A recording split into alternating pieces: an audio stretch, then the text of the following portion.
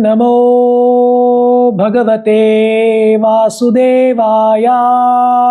Om Namo Bhagavate Vasudevaya. Om Namo Bhagavate Vasudevaya. Om Namo Bhagavate Vasudevaya. Om Namo Bhagavate Vasudevaya. Om Namo Bhagavate Vasudevaya. Om Ajnanatirmirandasya Jnananjanashalakaya Chakshurum Unmilitam Yena Tasmai Shri Gurave Namah. Namo Vishnupadaya Krishna Preshtaya Bhutale Srimate Bhaktivedanta Swaminiti Namine. Namaste Saraswate Deve Gauravani Pracharine Nirvishesha Shunyavadi Paschatya Deshatarine. Jai Shri Krishna Chaitanya Prabhu Nityananda Shri Advaita Gadadhara Srivasadi Gaur Bhakta Vrinda. Hare Krishna Krishna Krishna Hare Hare, Hare Rama Rama Rama Hare Hare, Hare Krishna Krishna Krishna Hare Hare, Hare Rama Rama Rama Hare Hare, Hare Krishna Krishna Krishna Hare Hare, Hare Rama Rama Rama Hare Hare. Hare Krishna. So these 16 syllables, Hare Krishna Krishna Krishna Hare Hare, Hare Ram Ram Ram Hare Hare. This is the Maha Mantra that has been given to us by Chaitanya Mahaprabhu. And chanting this mantra is the prescribed medicine for us to get out of this material world. The meaning of the mantra is, Hare is the internal potency of the Lord. So Krishna's internal potency. Krishna is Krishna, he is all attractive. And Rama is the supreme enjoyer. So essentially, the mood that we need to have when we chant the holy names of the Lord is of servitude, of service. Our eternal constitutional position is servant of God, but we have forgotten that. So when we chant the name of God, we need to remind ourselves of this eternal constitutional position of ours and beg to Him that, Hey Krishna, Hey Radha, Hey Krishna, please engage me in your service. That is the mood with which we need to chant. So once again, I would like to welcome all of you for taking your time, precious time, and traveling a long distance and coming. But no time. We are very fortunate, and we should say thanks. No. It is all. Like this. So this is not coincidence. It is an arrangement. So the reason you are here today is because Krishna has arranged for you to be here today. It is not mere coincidence. And it is not mere coincidence that we all are here today and you are here today. It's all arranged and it's pre-planned. So if this is your first touch point with a satsanga or for a spiritual lecture discourse here, then your spiritual journey has started already. So it's always very, very positive. So today I wanted to actually touch upon a few topics from the Bhagavad Gita, and I will be focusing on one verse in chapter 2 of the Bhagavad Gita. It's verse number 14, 2.14 from the Bhagavad Gita, and it's a very, very critical verse in the Gita. I'm sure all of you are aware of the setting in which the Gita was spoken by Lord Shri Krishna to Arjuna. It was in the battlefield. And 2.14 is one of the pivotal verses in the Bhagavad Gita. I will recite the verse, I will read the translation, and then I will also read the purport by His Divine Grace, Srila A.C. Bhaktivedanta Swami, Srila Prabhupada, who you see behind us here, who has given us all these sacred texts translate it to us in English for our understanding. Recite 2.14. Matra sparshastu kaunteya sitoshna sukha dukkhada agamapayino nityas tamstitikshva bharata. The translation for this says, O son of Kunti, the non-permanent appearance of happiness and distress and their disappearance in due course are like the appearance and disappearance of winter and summer seasons. They arise from sense perception. O scion of Bharata, and one must learn to tolerate them without being disturbed. Purport by His Divine Grace Srila A.C. Bhaktivedanta Swami Srila Prabhupada Ki Jai. In the proper discharge of duty, one has to learn to tolerate non-permanent appearances and disappearances of happiness and distress. According to Vedic injunction, one has to take up his bath in the morning even during the month of Magha, that is January or February. It is very cold at that time, but in spite of that, a man who abides by the religious principles does not hesitate to take his bath. Similarly, a woman does not hesitate to cook in the kitchen in the months of May and June, the hottest part of the summer season. One has to execute his duty in spite of climatic inconveniences. Similarly, to fight is the religious principle of the Kshatriyas. And although one has to fight with some friend or relative, one should not deviate from his prescribed duty. One has to follow the prescribed rules and regulations of religious principles in order to rise up to the platform of knowledge. Because by knowledge and devotion, only can one liberate himself from the clutches of Maya, illusion. The two different names of address given to Arjuna are also significant. To address him as Kaunteya signifies his great blood relations from his mother's side, and to address him as Bharata signifies his greatness from his father's side. From both sides, he is supposed to have great heritage. A great heritage brings great responsibility in the matter of proper discharge of duties. Therefore, he cannot avoid fighting. Hare Krishna.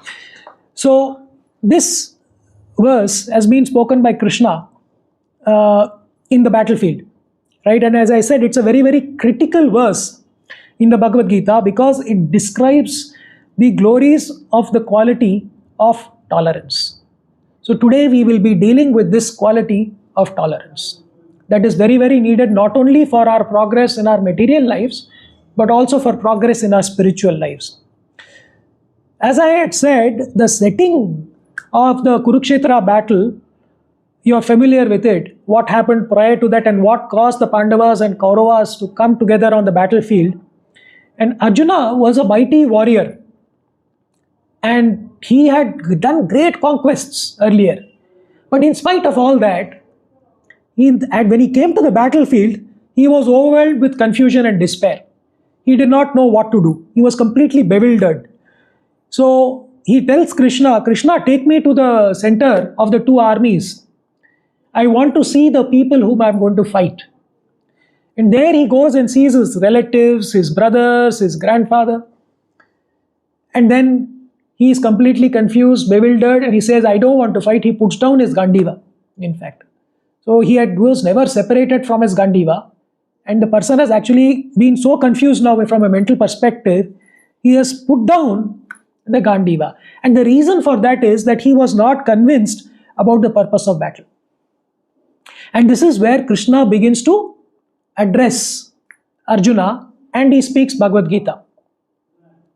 Now, do you think that Arjuna, who's such a mighty warrior, who's so learned, was not aware of what was being spoken? So, this is all God's plan. It is His play. It's not that Arjuna was not knowledgeable. He was most knowledgeable. But Krishna spoke the Bhagavad Gita to Arjuna, not just for Arjuna's benefit. He put Arjuna into such a situation so that he will need this guidance. But he spoke the Gita not just for Arjuna, but for all mankind. And that is the gift that we have got. Because this, as in the Gita, if you have read it and even you will read it, the message of the Gita has been passed down through parampara. Starting from Krishna to Brahma and then so on, it has been passed down. But in that process, in that disciplic succession, it had gotten forgotten. And that is why Krishna had to speak it again.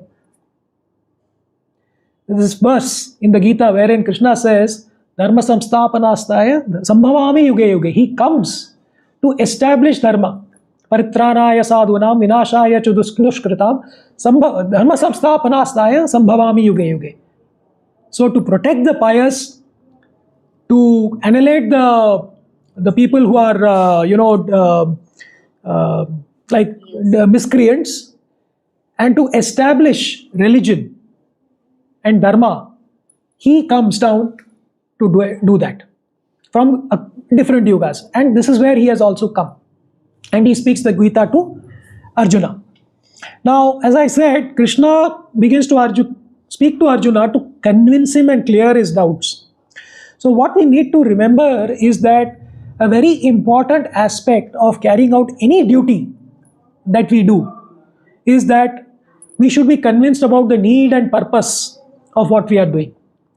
Today, all of you are here because somewhere inside you, something convinced you that you wanted to come here and listen to this particular discourse or this discussion. So we need to be convinced about the need or purpose. Without that, we will not be able to execute that duty. So when we are convinced, we can overcome any roadblock, any hurdle. But when we are not convinced, the moment a hurdle comes up, we will give up. So even for today's class, someone might have not come, right, for any particular reason. But if that conviction was so strong, no matter what reason, that person would have been here also. So again, that is an arrangement again. And Krishna, he gives us free will to decide. So it is for us to decide what we want to do. He only sanctions it. So we need to make that effort. And when we make that effort, he grants his mercy. So these are the two things without which nothing in this world can move. One is our effort and the other is the Lord's mercy. So let's come back to the topic itself. So Arjuna now does not want to fight. Does he have the skill to fight? Yeah. He has the skill. He is the greatest archer. So he has the skill, but he does not have the will to fight. So when one has the skill to fight, but does not have the will to fight, what does that lead to? Some kind of lamentation, depression. Even we experience this at work also, right? So when we are at work, I might have a skill to do a program or work on Excel or do a particular thing in a job. But if I don't have that will, that job will never get done. So Krishna is speaking to Arjuna, the Bhagavad Gita. Now the Bhagavad Gita is a transcendental sound vibration. Every verse of the Gita spoken by the Lord is a transcendental sound vibration. And the purpose of that sound vibration is to reignite the will in Arjuna with a right purpose. That is the goal. So I'm sure none of us have taken antidepressants. But we know that antidepressants are available in the pharmacy.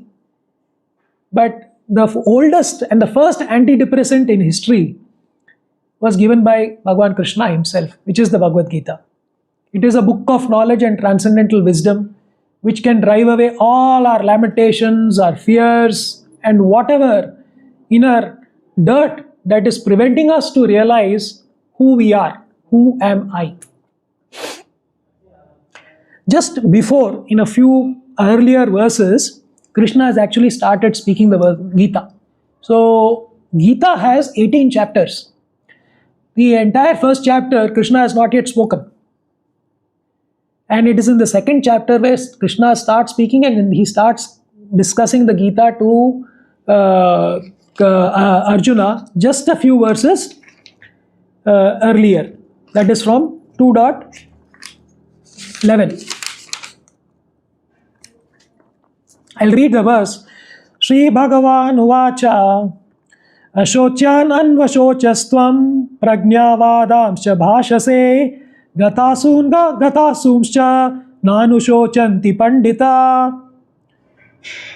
The translation for this verse is, the Supreme Personality of Godhead said, while speaking learned words, you are mourning for what is not worthy of grief.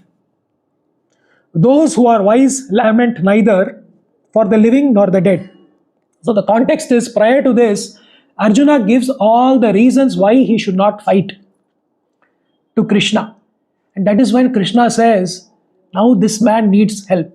And he starts helping Arjuna when Arjuna surrenders to Krishna and says, I am now confused, I am bewildered, I don't know what to do, I am a soul surrendered unto you, you please tell me what to do. That is when Krishna steps in. He does not step in till then. When he tells Krishna that now you tell me what to do, that is when Krishna starts speaking the Gita to Arjuna. And he's saying that what you are mourning for is not worth mourning for, is not worthy of grief, and those who are wise will neither lament for the living nor the dead. Because the context is, Arjuna is saying, I don't want to kill Bhishma, I don't want to kill my Guru Drona, I don't want to kill my brothers. What sort of life will that be? He gives all reasons. And Krishna says, Nanu Shochanti Pandita. So the wise don't, the learned people will not lament. So this is the first message that is given by Krishna to Arjuna, that you are unnecessarily lamenting. Stop lamenting. Those who are wise, they don't lament. The Gita again also concludes in the 18th chapter, the final message from Krishna. Is anyone familiar with the verse? Anyone knows the verse? No? So, in the 18th chapter, the last message from Krishna is Sarvadharma. Sarvadharma parityajya mamekam sharanam vraja aham tvam sarva papebhyo moksha yishyami ma suchaha. So Krishna tells Arjuna, after the entire discourse of the Gita, he says, Arjuna, I've given you everything, all the knowledge, all that I've had to speak to you. I spoke to you about Karma Yoga, Jnana Yoga, Bhakti Yoga, everything has been given to you now. Now you decide. If you're still confused, very simple, you abandon all varieties of all religion. And this abandon all varieties of religion means, it's not just religion. Any variety of opinions, thoughts, speculations, perceived knowledge that you might have, and any all so-called thoughts of superiority of yourself that you think you are, and whatever you feel is important to you, abandon all that, just surrender to me and follow my will. Right? I will free you from all lamentations. Do not fear. So the final word is, do not fear. Do not lament. The first message of Krishna when he starts speaking also is, do not lament. So the first message is, do not lament. The final message is also, do not lament. So in between, Krishna is giving the solution to all of us to get rid of lamentation, which is kind of a curse for us as humans. So the key message that we learned from the Bhagavad Gita is to free ourselves from lamentation. So animals are there. Animals are characterized by what? What characterizes animals? It is their survival instinct. So they are always in a state of fear. Similarly, humans, humans are mostly lamenting. Arey, I don't have this. Neighbor has got a brand new Mazda car. I need to get the car. मेरे पास क्यों नहीं है? Or you might be thinking, oh, my classmate got more marks than me. I need to get more marks. I need to be better. So that constant lamentation is always there for all human beings. right? We might think that, oh, my spouse is not the best, that other person's spouse is the best also. So this lamentation is something that characterizes us, and Krishna is now speaking this Bhagavad Gita for us to actually realize that. Get rid of this lamentation, it is not worth it. You need knowledge for this. So in Srimad Bhagavatam, in 2.17, it says, Yasyam vai surya manayam Krishne paramapurushe bhaktir utpadyate pumsaha shokamoha bhayapaha, which means simply by giving oral reception, that is by hearing to this Vedic literature, and the Vedic literature and scriptures include the Gita, all the Puranas, all the Vedas, and just simply by hearing, giving oral reception, the feeling for loving devotional service to Lord Krishna or bhakti, it sprouts up at once. And what does this Bhakti Lata beach that sprouts up in us, what does it do? It extinguishes the fire of lamentation, illusion, and fearfulness. Shoka, moha, and bhaya. These three things get extinguished. So the moment we listen, and that is why in our spiritual sadhana, Shravanam is a very, very important part of our sadhana. You have Shravanam, Kirtanam, Smaranam, Vishnu Smaranam, and all that is there. So you have different levels. But Shravanam is supposed to be the most important, because when we hear, what he hears actually goes in and cleans our heart. As I had said, we have forgotten who we really are. We have forgotten our true identity. Right? And inside, there is a mirror. We are not able to see ourselves in that mirror, because that mirror has got so much covered up with dirt. So we don't know who we really are. And when I said the name of Krishna is non-different from him, simply by chanting the name Krishna and hearing the name Krishna, Krishna will enter through our ears, go and sit on the lotus of our heart and clean up the heart. All the kashmalam that is there will get cleaned up. This is said in the Srimad Bhagavatam. This is not something that I am saying. This is something that is said in the scriptures. So that is the power of the holy name. So Arjuna, with such a glorious past, he is finding himself in a state of confusion. So Krishna is telling Arjuna that now you invest some time to hearing this message. But he's actually not telling just Arjuna, he's telling all of us, please invest some time to hear the message of the Gita, so that you clean that dirt that is sitting in your heart, so that you can know who you really are, what is your true purpose in this material world. So, in today's world, we see technology is advancing everywhere, right? So we have even driverless vehicles also that are there. So just take the example of a car, right? The most advanced car, you might have a Mercedes-Benz that might be sitting there. Can the Mercedes-Benz operate on its own? It cannot. That car will not move. It needs a driver, right? But if that driver is caught in this fire of these three big issues that I spoke, what are the three issues that I spoke of? Shoka, Moha, and Bhaya. If he is overwhelmed by Shoka, Moha, and Bhaya, will he be able to drive? Will an aircraft pilot be able to take that plane off if he's full of fear? No, right? So, and in today's world, if entire human society is full of lamentation, each one of us has a certain degree of Shoka, Moha, and Bhaya. At least I do. I can speak of myself, I have it. Then what will happen to society? This will be a society which is in despair and depression. And that is what we see. Unhappiness is there everywhere. Please come. Hare Krishna. Amma yaru vandu. Hare Krishna, Hare Krishna. Please come, please come. So, no matter whatever technology you might have, right? Whatever technology you have at your disposal, if these inflections are, impacting you, this person will never be successful in life, at least in spiritual life. Material life, he might think he is successful for some time, but in the cycle will come wherein despair will hit.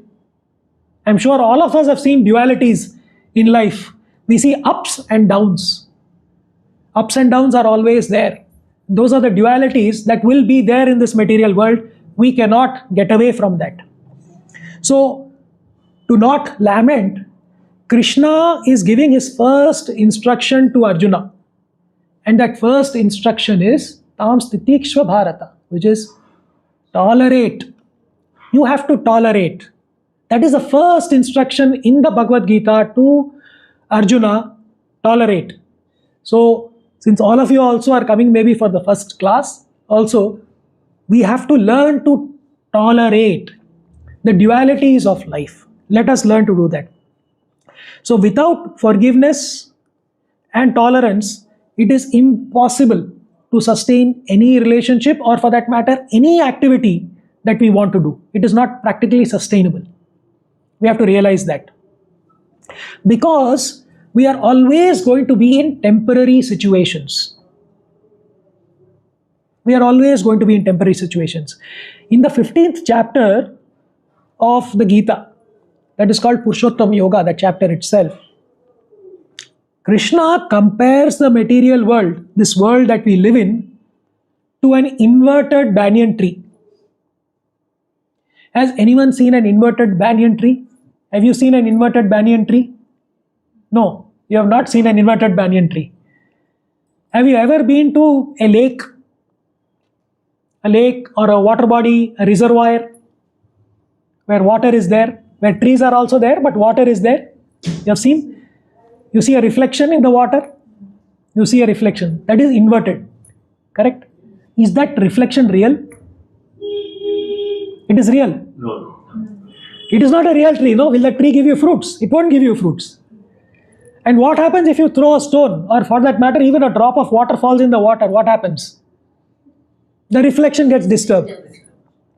So, in 15th chapter, Krishna says, Urdhvamulam adashakam ashwattam prahuravyayam, wherein he says, there is an imperishable banyan tree that has its roots upwards and its branches downwards. So he is essentially referring to this material world, which is but a perverted reflection of Golok Vrindavan. It is a perverted reflection. It is not real. You don't get the real experience of spiritual bliss which you will get in the spiritual world. It is a perverted reflection. It is not real. So let's discuss this a bit about this tree, right? So I've spoken about where do we normally see such trees. But as I said, the moment you throw a stone, or for that matter, even a drop of water into the water, the reflection gets disturbed. Can now you compare this reflection to something else? These are the thoughts and desires in our mind. So, just like the water is the medium which allows that reflection to happen, our mind, which is the sixth sense. You have heard of 5 senses? We had a movie called The Sixth Sense, but the sixth sense is the mind. And that sixth sense actually creates this illusion for us. The mind, it creates illusions for us. It's very, very, they call it, it is a very, very naughty monkey that you need to be careful of. If you cannot, in the Bhagavad Gita actually, Arjuna says, controlling the wind is easier than controlling the mind. Controlling the wind is easier than controlling the mind. It's so difficult to control the mind. How many of you have tried meditating? You try to meditate. Even I try my mantra meditation in the morning. I'll be doing my chanting, and then suddenly the mind will go, in office, this work is there. Then I'll have to pull back the mind again. Arey, Baba, you come, let's chant, let's focus on the name of God. Then again, after a little bit time again, what is cooking today? Some nice smell is coming. So that is how dangerous the mind is. And if we are not aware of this, we will be captured by Maya. So there are only 2 options for us. We are the marginal potency or the marginal energy of the Lord. So you have the Antaranga Shakti, which is the internal potency of the Lord. You have the Bahiranga Shakti, which is the external potency of the Lord, which is this entire Prakriti or this material nature. And then you have the Tatastha Shakti, which is the marginal energy of the Lord, and we are that marginal energy. So all of us have a choice whether we want to be captured by the internal energy, which is the Antaranga Shakti, or whether we want to be captured by the Bahiranga Shakti or Maya. So the moment we are not thinking about Krishna, on the other side, Maya is waiting for us. Chalo, pakdo isko. Take him. And she will capture us in no time. So we have to be very, very, very alert, because disturbances are bound to be there as long as we are in this material world. We cannot avoid disturbances. Disturbances will be there. But we need to be aware of the situation. If we are not aware of the situation, nothing can help us. We need to be aware, how can we navigate or come out of this maze. So tolerance is something that is very important, because tolerance will help us keep the mind calm.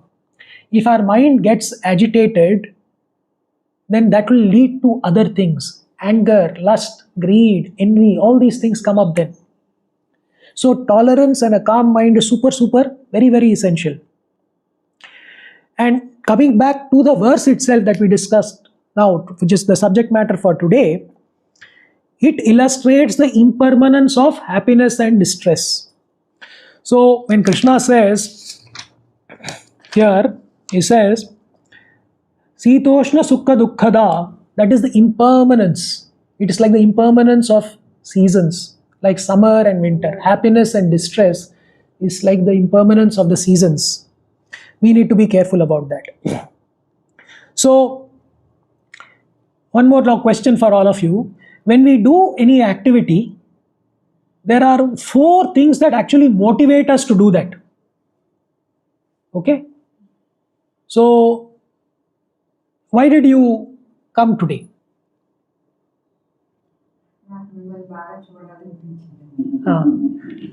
Okay. All right, that's one reason. Any?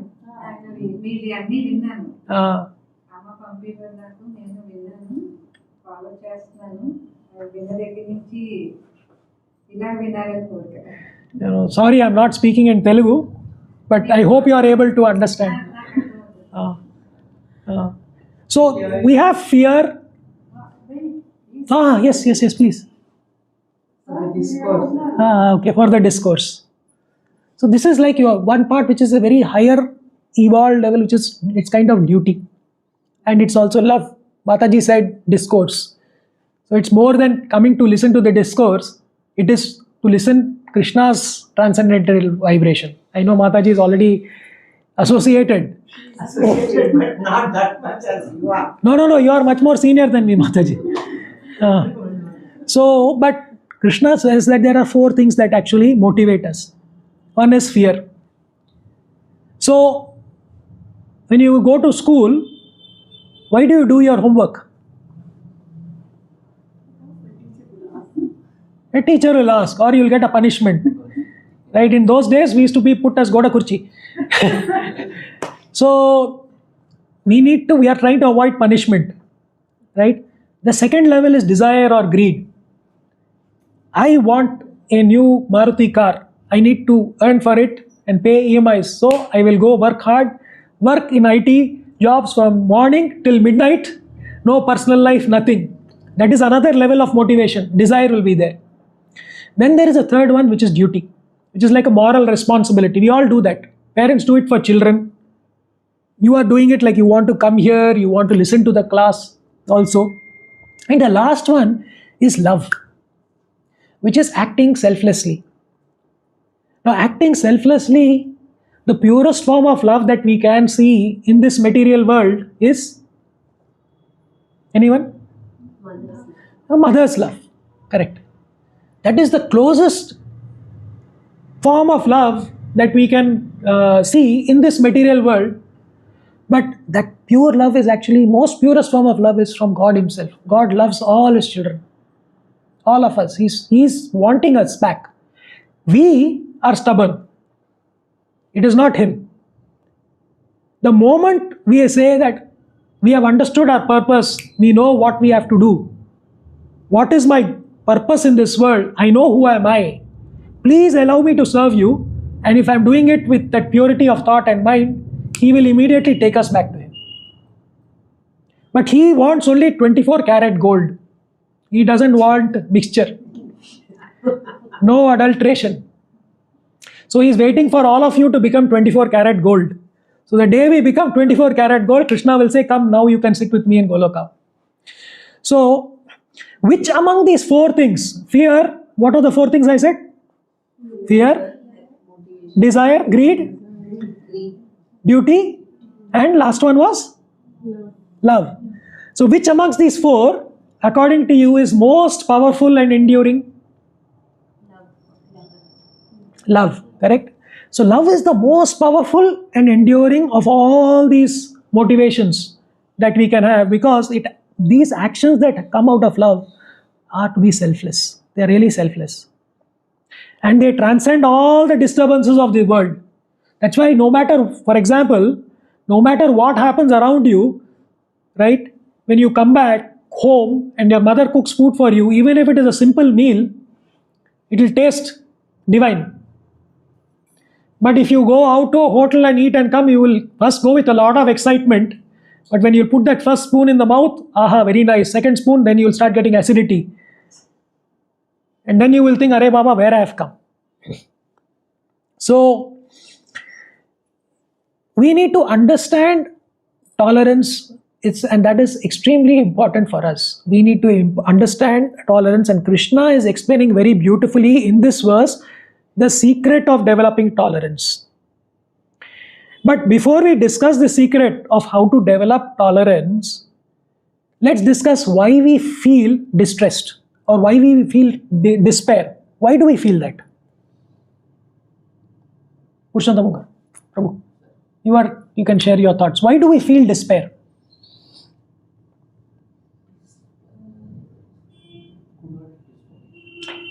Like, why do you feel stressed? Why do you feel tension? Due to some desire. Correct. So we have expectations. So when our expectations are not met, there is a mismatch. Then immediately I will feel bad. So in my school, there were two people. So when I was doing my CA, actually, so there was one guy. So after our CA results came out, they were all very stressed. So some people didn't want to even go and see the result in the notice board on that Mahindra Hills, that Red Hills area. This one person was there who was very brilliant. He came back, he had tears, he was almost literally crying. We thought, Arey, kya hua tere ko, what happened? He says, Arey, nahi, mere ko rank nahi aaya. So my Shiksha Guru was also there. All of us, we were doing CA together. He almost took out a slipper to hit him. He said, Arey, we are stressed about passing and you are stressed about not getting a rank. Right? That is the mismatch in the expectation. If we have an expectation that I need to be a rank holder, I don't get the rank, I will be stressed. The same thing, another person will be there. He will think, Arey Baba, pass ho gaya, that is itself great. Right? So this false expectations mismatch is happens, but why does these false expectations happen? How does it also get created? Right? That is because of our senses. Does everybody know the 5 senses?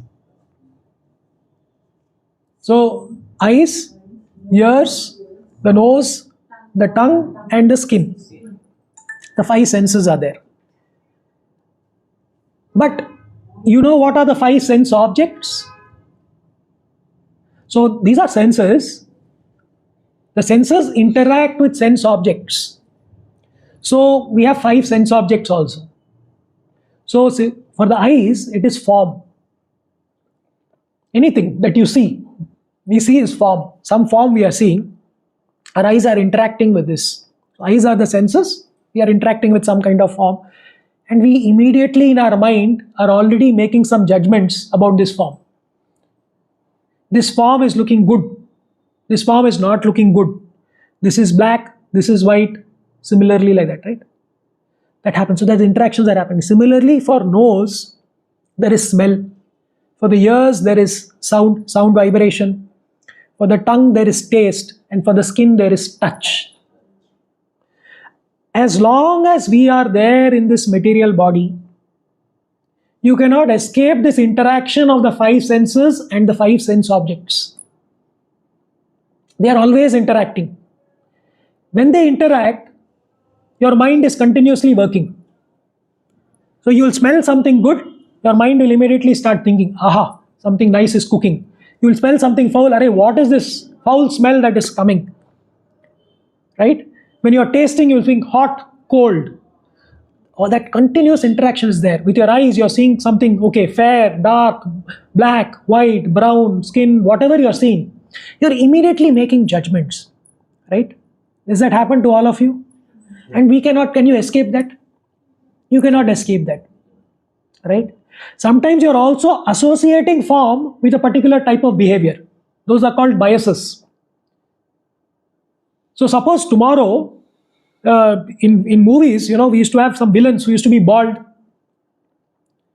Right? They will make a villain very bald and he'll be there, he'll be very evil. When I was a child growing up, then after some time I used to go out and all, I used to see bald people, I used to think, array, this fellow is also like that only. Association starts because our mind is being conditioned continuously, and from once we come out of the womb of our mother, this process of conditioning has already begun. 24/7 conditioning is happening.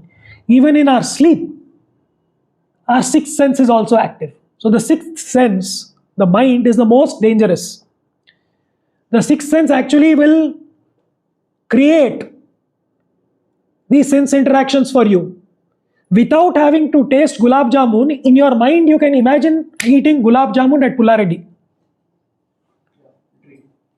You can imagine that, array, that is so tasty. Right? That is the power of the mind. So if we are not aware of these interactions, we will not be able to control these interactions. That is what is the very, very important thing. Right? So we need to keep that in our mind. And nobody can escape it. Even Krishna, who is the supreme personality of Godhead, could not escape it. Because he was in his Bhaumi Leela. So when he comes to this Bhumi, earth, it's called Bhaumi Leela. When Krishna came in his Bhaumi Leela, he could not also address it because he wanted to give the message that, look here, nobody can escape this. Do you know who criticized Krishna? Shishupal. He used to constantly keep criticizing Krishna. Right? Now, if Krishna wanted, he could have immediately stopped it. Right? He cannot, he just wanted. And so this is an instruction from Krishna because he wanted to set the message that whenever no one in this material world will be able to escape it. Has everybody heard about Dhruva Maharaj? So, Dhruva Maharaj, his stepmother was Suruchi. Right? And she speaks some harsh words. She does not allow him to go and sit on his father's lap. So, and she speaks harsh words and tells him, now you go away to the forest. That is your only salvation. You need to be born again in my womb. Then only you can sit on the lap of your father. Because of those harsh words that were spoken by Suruchi, he left and he went, and he had big aspirations after that. He wanted a kingdom that was bigger than all his ancestors and all that also. That was his real need. He did not go to get enlightened to the forest. He went there with a motivation that, 6 years old. yeah, so I want a bigger kingdom. That was his primary goal. He went there. But it's a different thing that the moment the Lord appeared, he realized that all these other material things were as good as broken glass. They were as good as broken shards of glass for him. And he becomes spiritually enlightened there. But still the Lord gives him a long duration as a king. He rules. So all these five senses are very, very, I would say, we all need to be aware in all these interactions of the five senses. What is giving us pleasure may not be pleasurable to one another. Please keep that in mind. And whatever we experience is also can be temporary. Okay. So now let's discuss about how to develop this tolerance. Any guesses so far? I've spoken a lot. I hope everybody is awake. How do you develop tolerance? You can tell me. So it is knowledge. That is why we have the Bhagavad Gita. So without this knowledge or jnana, we will not be able to develop this tolerance. That is why Krishna is speaking these words, so that this knowledge comes to us, we reflect on this knowledge, internalize it and build tolerance. It's not that once you start reading Bhagavad Gita, all your problems will go away. Problems, as long as you are there in this material world, will be there. You cannot escape that. But if you are knowledgeable, it will not affect you. So in the Bhagavad Gita, he says, Yehi samsparsha jab hoga, dukkha yonaya evate, adya antavata kaunteya, nateshu ramate buddha, which means an intelligent person does not take part in the sources of misery. So what causes pain and distress? An intelligent, wise man will not be affected by that, because he understands that this is due to contact with the material senses. So he tells Arjuna that such pleasures have a beginning and an end.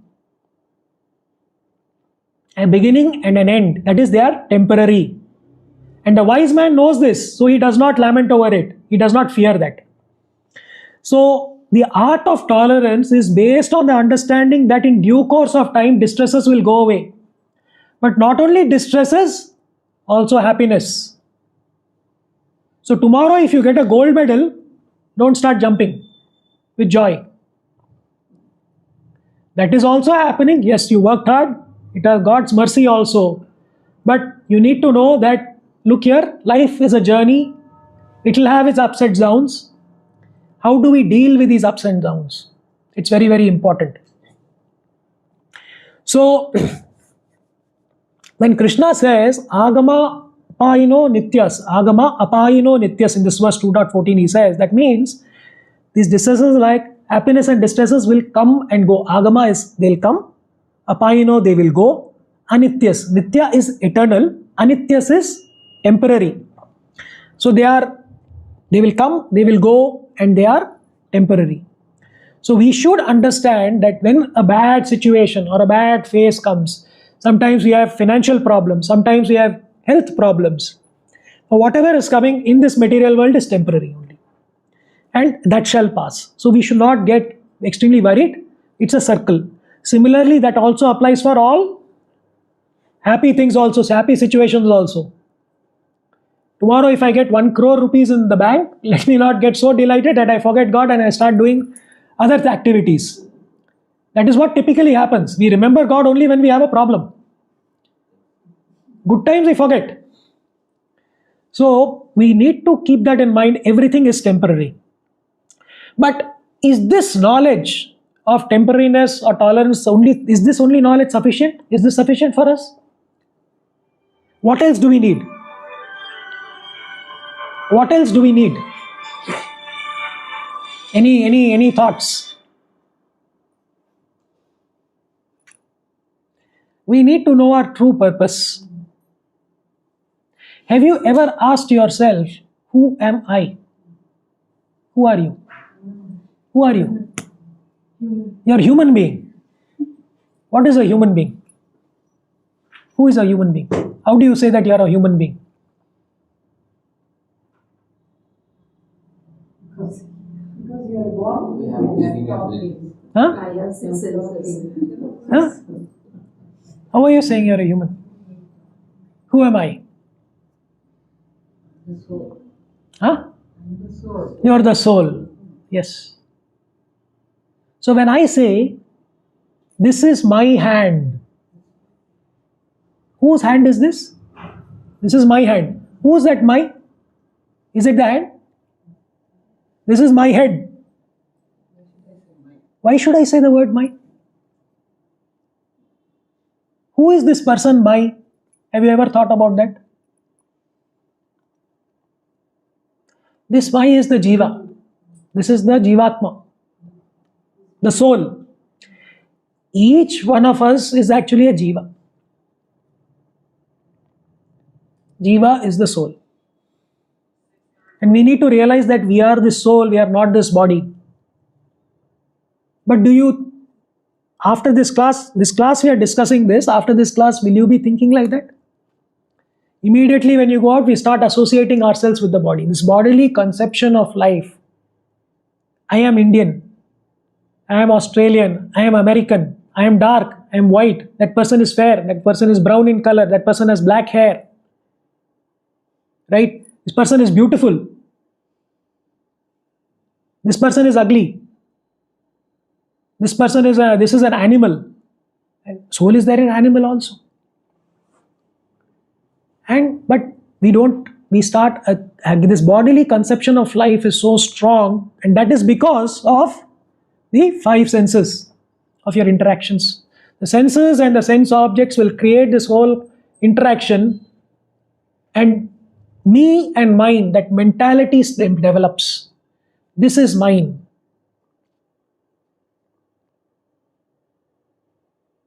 This is my house. Can you say this is my house? I also cannot say it's my house. But do you have house? Is it your house? No. Whose house is it?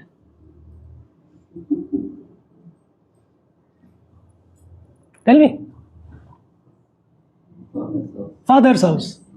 But how did your father build that house? Finally, whatever is there in this material world comes from the five elements: earth, water, fire, air, ether. So these bricks that you see in this house, did I create the bricks?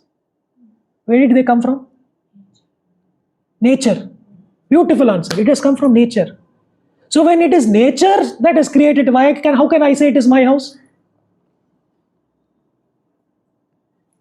I am here for a short period of time. I will live for a period of time. I will leave after that. But in that time, I will create this big confusion of me and mine. This is my house. This is my property. This is my wife. This is my daughter. This is my family. This entire thing creates bondage, attachment. So when we are about to leave the body, we will be thinking about, hey, did I give my FD numbers to my family? No. FD numbers bhul gaya. I forgot about that. What happened to that bank locker? I'm about to go. I'm about to leave the world, but I'll be thinking about that. That is because there's such a strong attachment has developed and bondage has developed to things, to material nature. And as long as we are there in this material world, we cannot avoid that. This is what Krishna is telling. Because Maya is so strong. And that is why he has given us the Bhagavad Gita, so that we read it and we get enlightened. How do we deal with it? How do we deal with these situations? I said Krishna is Satchit Ananda.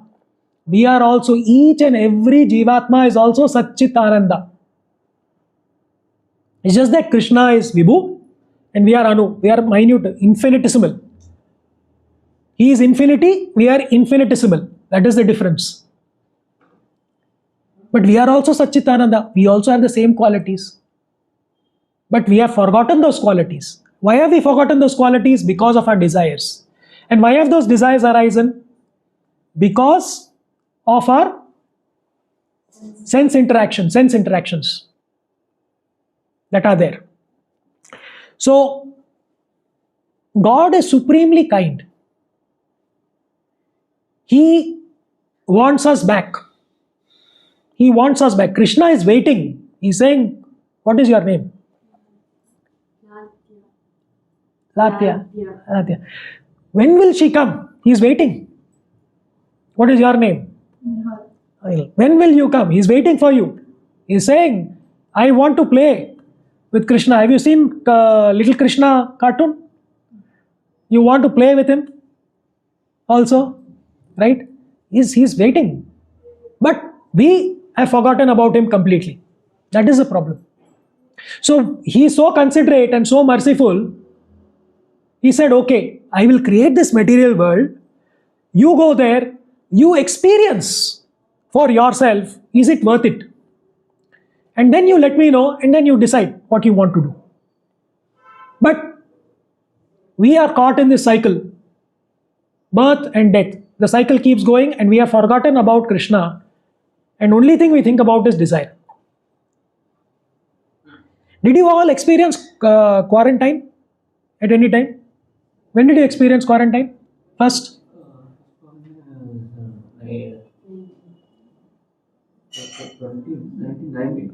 1920. Sir, you said you are 59 years old. You said you are 59 years old. Yeah. Right? So if I actually deduct 60 years, this is now we are in 2024.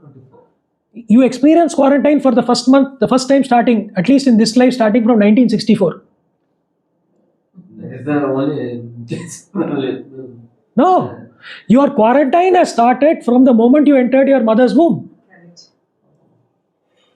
Yes. Your quarantine has started from the moment you have entered the mother's womb.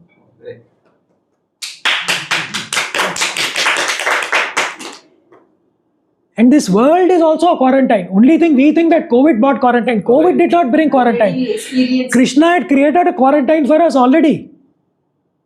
This is safe zone. So people who don't want to be in Goloka Vrindavan, okay, you be in earth.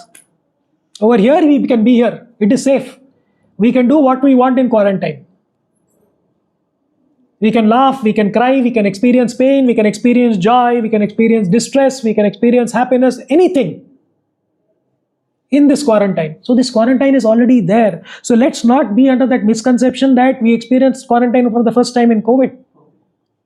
Quarantine is already there. In the Bhagavatam, the chapter is there describing the child in the womb of the mother. Is it a pleasurable experience for the child in the womb? The child is surviving in mucus, stool, urine, everything is there in that. Right? Before the child comes out, it is upside down. So tomorrow if somebody hangs you upside down for 10 seconds, how will you feel? The child is upside down for months. At least last 3 months or something like that, if I'm right, I don't know. The last stage, the child tilts. Right? It's an upside down stage. Imagine the kind of trauma that is going through. And in the Bhagavatam, that entire thing is given. What is there in our scriptures, today we are discovering in science. The journey of that 9 months, how the fetus evolves, is described very vividly in the Bhagavatam. And if you take that to one of those medical manuals, you'll compare it and you'll say, how did they know this? And this was written millions of years ago. It is not written now, today. Right? So our scriptures are so powerful, and we are very, very fortunate to be born in this Karma Bhumi of Bharata, India, here, that we have access to these scriptures. Please read these scriptures. Make use of these scriptures. Because we have one life. Now, when I'm saying we have one life, I'm saying we have one life as a human. Now, I don't know what I'm going to be in my next life. In the scriptures, it said there are 84 million species are there. And we evolve from one species to the next. So, there is a story of King Bharata. Have you read that story, anyone? King Bharata Maharaj. So, he renunciated. He's a very, very evolved person, spiritually advanced person. And he relinquishes his palace and all, he takes sannyas, he goes and he starts meditating and all that. And one day, he sees a deer. A lion is about to attack that deer. What happens is, out of fear, that deer mother dies and she gives birth to a deer calf that falls into the river. Out of compassion, Bharat Maharaj goes, saves the deer, brings it back. And he starts taking care of the deer and he becomes so attached to the deer. And when he is passing away, he is only thinking of that deer. What does he become in the next life? Quiz question for you.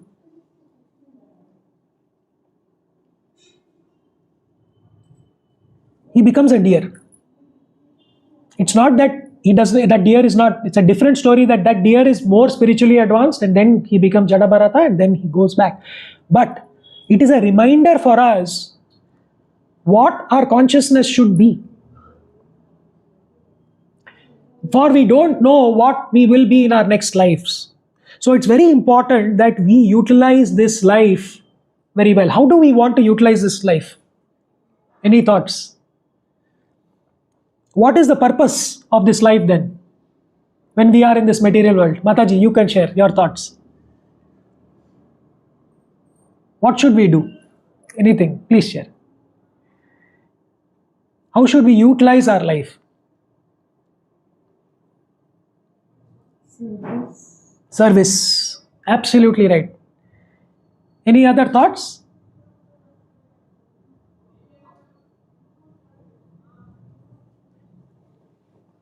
What is the meaning of bhakti?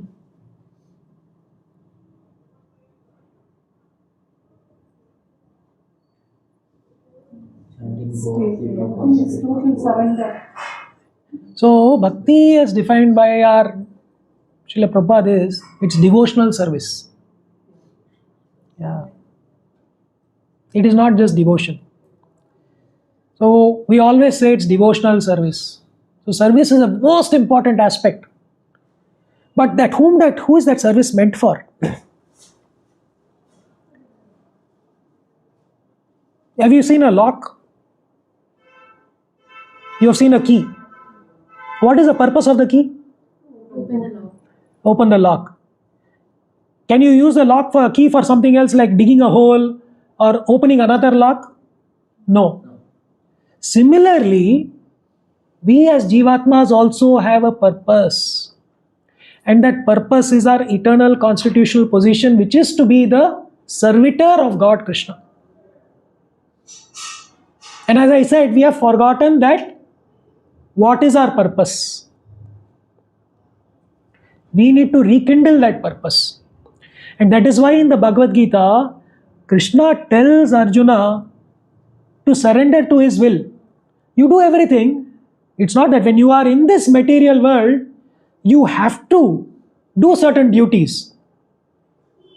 All of us here are grahasthas in some way. We are in families. We are not either brahmacharis or vanaprasthas or sannyasis. Right?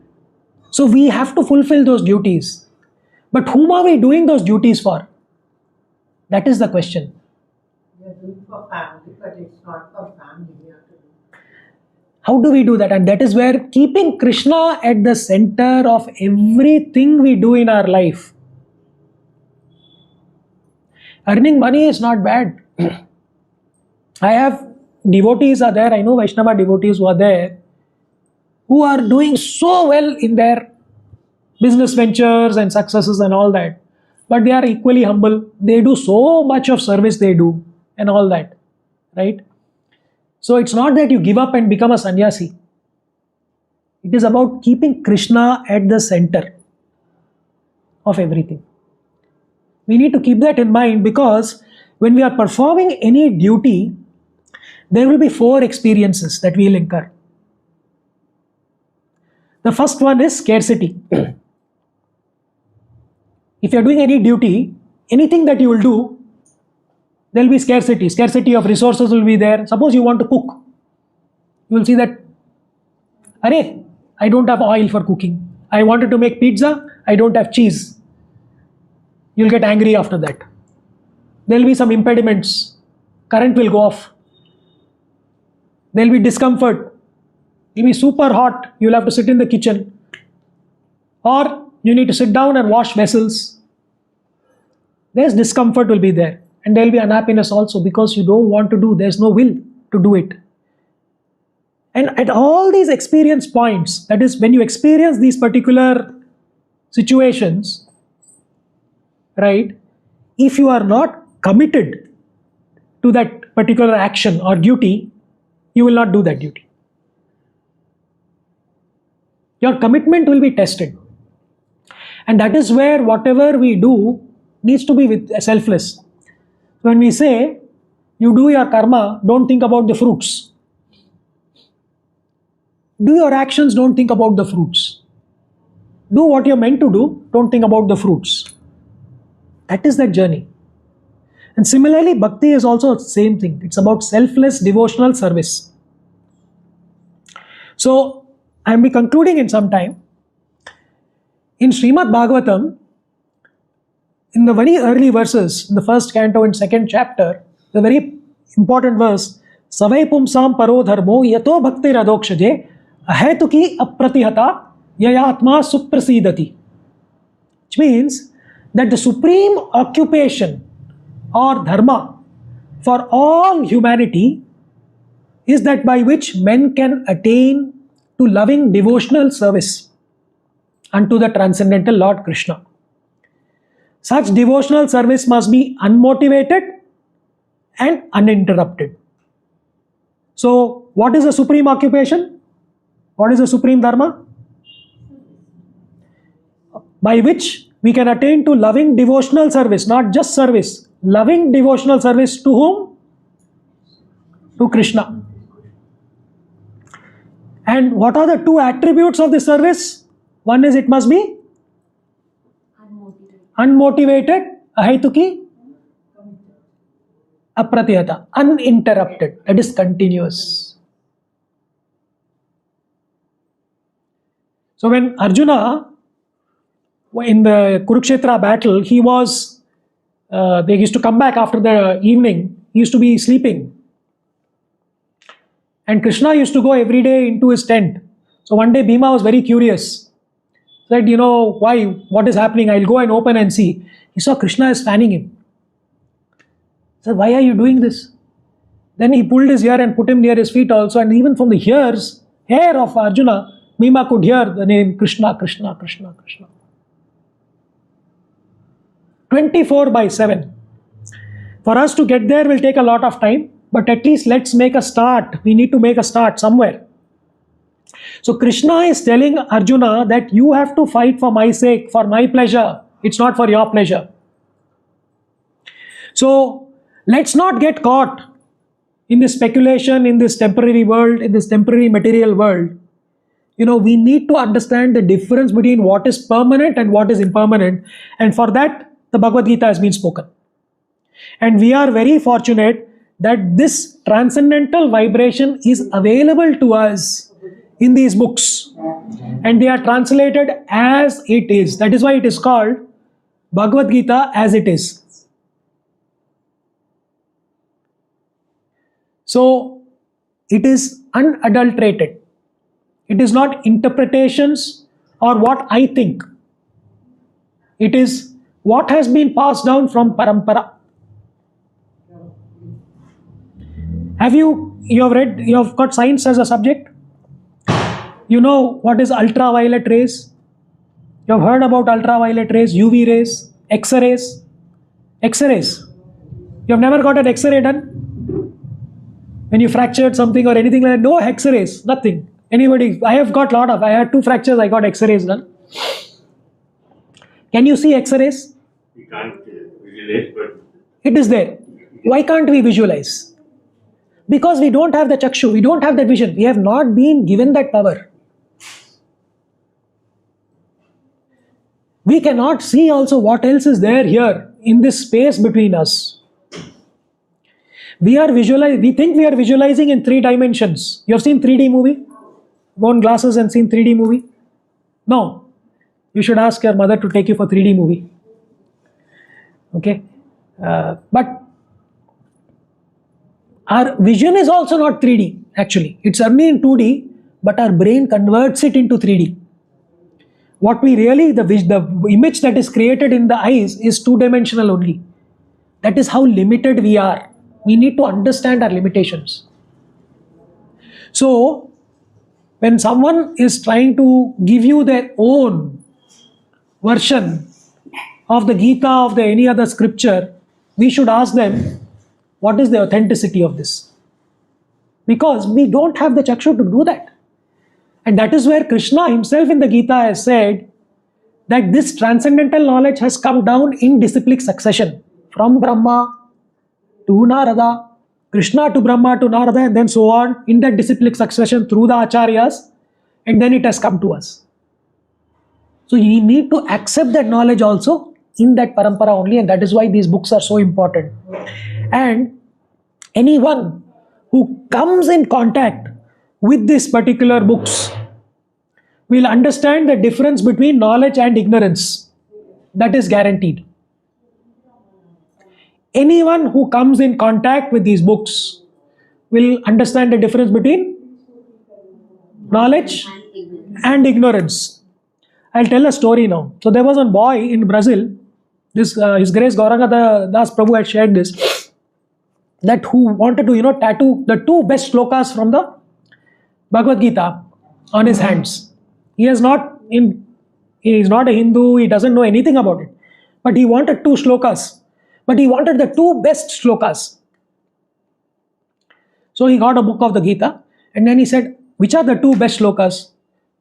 So if you want to tattoo 2 best shlokas on your hand from this book, how will you decide what are the 2 best shlokas?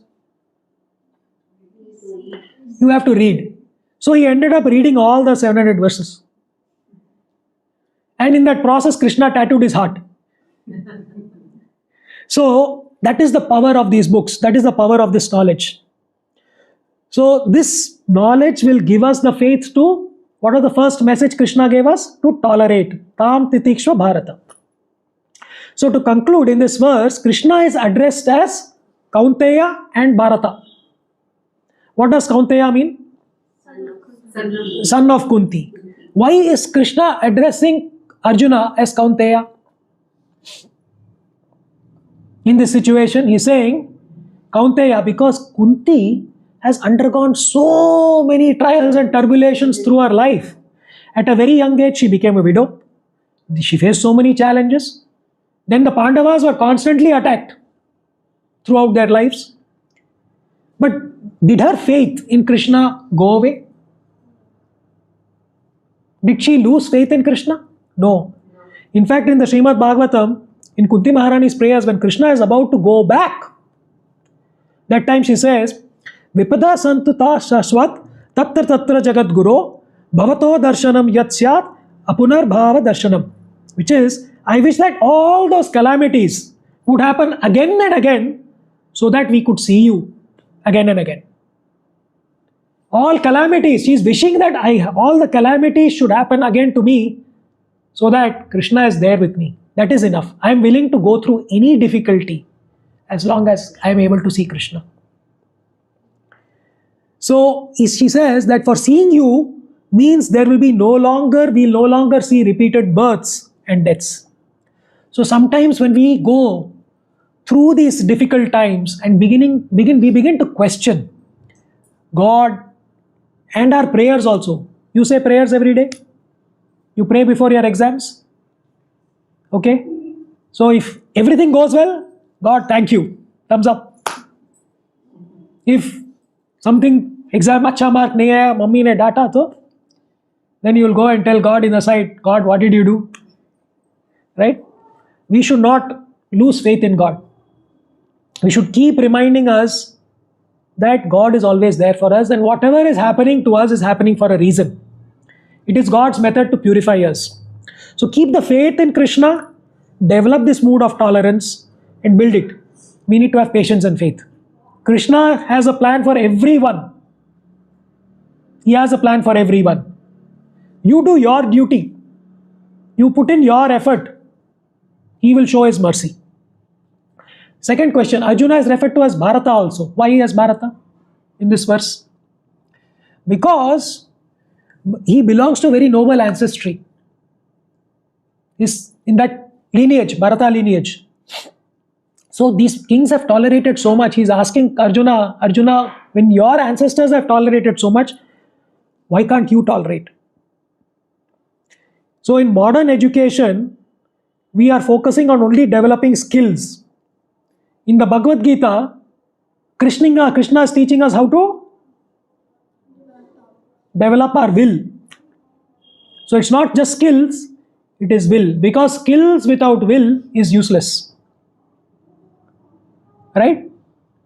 You might have the skill to be the best gymnast. But if you don't have the will to do gymnastics, you can never be the best gymnast. Right? So with the right combination of skill and will, we can achieve success. So let me conclude. So the mind can work in funny ways. Even people like Arjuna were lost. They were put into self-doubt. So it is happening to you. Don't think that you are an exception. Everybody is going through it. Everybody is going through these situations of self-doubt and a kind of a distress, etc. But we need to learn to tolerate 4 things. What are those 4 things?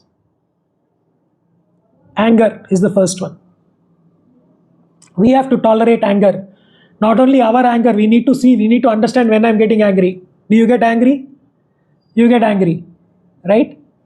You need to try to control yourself. What do you do when she gets angry on you? Huh? You tolerate, or you also get angry? You also get angry. See, that is a reaction. So anger is the first one.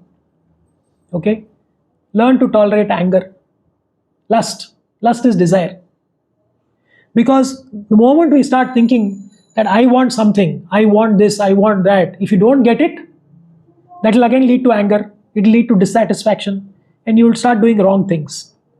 Greed, we need to learn to tolerate that.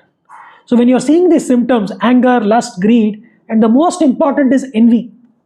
It's a very dangerous thing that we need to be aware of is envy. Envy is like jealousy. Have you ever thought that this person has something that I don't have? Has that thought ever come to you? That is envy. Right? But have you ever thought that by being envious of that person, you are actually being envious of Krishna? Do you understand that? Are you getting it?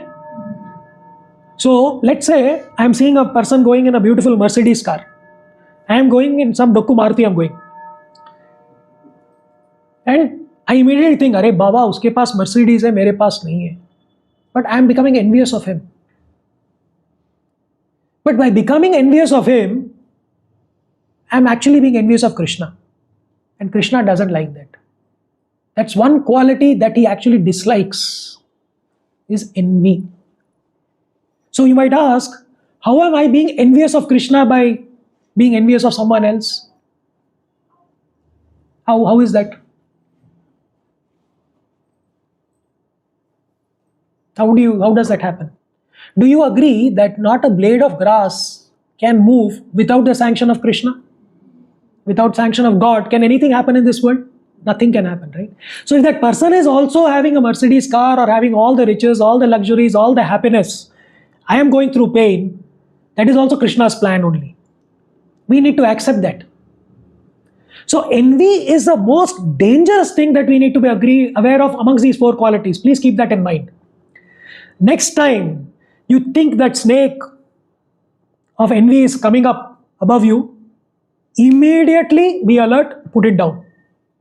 Don't build envy. Because the moment you are envious, Krishna will say, this fellow is envious, he's not for us. It's a very, very dangerous quality to possess. Don't be envious. So, as I said, in this world, when we are there will be dualities. There will be happiness, there will be distress, there will be pain, there will be joy, there will be suffering. Everything will be there. We need to learn to tolerate. We should not be intolerant. Any example of a person who is very, very intolerant? Who was the most intolerant person in the Mahabharata? Duryodhan. Duryodhan. What does Duryodhan mean? One who has spent his life fighting for the wrong cause. Duryodhan couldn't even tolerate an umbrella above him. An umbrella also above him. It cannot be superior to him. That was the kind of envy he had. And throughout his life, he was envious of the Pandavas and he was trying to eliminate them in one way or the other and fight against them. So we should try to avoid that path, going to on that path of Duryodhana. And in this material world, I said, what is the secret for developing tolerance? Is knowledge, these books. If we don't have this knowledge, unconsciously we'll all be becoming Duryodhans. Please keep that in mind. So we need to avoid doing that. So we'll conclude now. It has been a long class. Thank you so much for your patience. But let's meditate on one final verse with Bhagavad Gita, from the Bhagavad Gita. Please recite with me. Yatra Yogeshwara Krishno, Yatra Yogeshwara Krishno, Yatra Partho Dhanurdhara, Yatra Partho Dhanurdhara, Tatra Shrir Vijayo Bhutir, Tatra Shri Vijayo Bhutir, Dhruvani Tirmatir Mama. Dhruvani Tirmatir Mama. Wherever there is Krishna, the master of all mystics, and wherever there is Arjuna, the supreme archer, there will also certainly be opulence, victory, extraordinary power, and morality. That is my opinion. This is what Sanjaya says and concludes. Right? So it is not just Arjuna. We are all Arjunas here. We can all become Arjunas. We can all become devotees. And when you are devotees, Krishna, when you hold Krishna's hand, Krishna will hold your hand with two hands. And when he will not leave you, nobody can beat you. Keep that in mind. Bhakta and Bhagwan and Bhakti, they are always together and they make an unbeatable combination. Let us discover our true purpose, who we are, who am I. Hare Krishna.